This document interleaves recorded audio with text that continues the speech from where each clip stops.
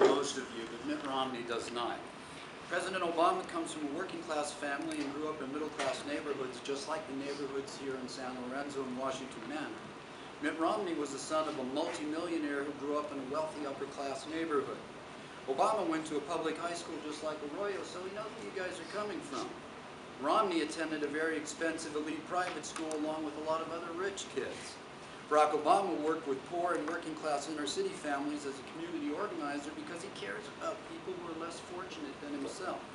Mitt Romney just made himself richer at his corporation Bain Capital, and as his fellow Republicans Newt Gingrich, Rick Santorum, and Rick Perry have said, and I quote, "He's a vulture capitalist who loots other companies and then lets them go bankrupt, who enjoys firing people, who leaves behind broken families living in broken towns, and who outsources American jobs overseas."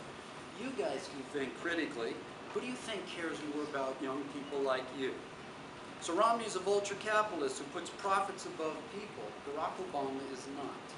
When the housing crisis was at its peak and millions of Americans were losing their homes, Mitt Romney said, just let the market bottom out. Just let them lose their homes. He didn't care about their pain and suffering. He's a rich guy who owns 5 houses, including a $12 million beachfront mansion. Barack Obama's relief program kept millions of Americans in their homes at rates they could afford because he cares about middle-class families like yours.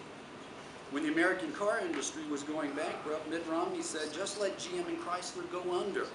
That would have cost tens of thousands of jobs.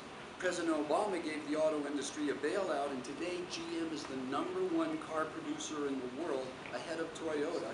The American auto industry is healthy again, and nearly 1 million Americans kept their jobs because of this bailout that Romney was against. His motto, "I like to fire people," should not be the policy of an American president who cares about his people.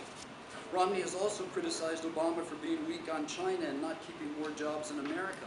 But according to Forbes.com, he and his corporation invested $23 million in a Chinese sweatshop called Global Tech Appliances, specifically designed to outsource American jobs overseas. How patriotic was that?